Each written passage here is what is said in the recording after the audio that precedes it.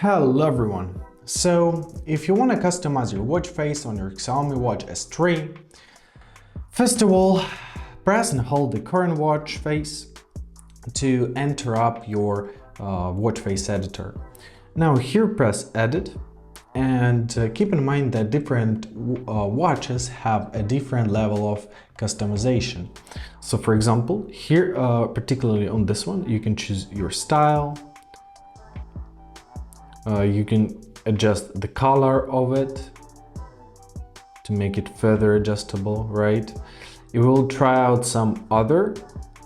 For example, let's try this one. Choose it, press Edit.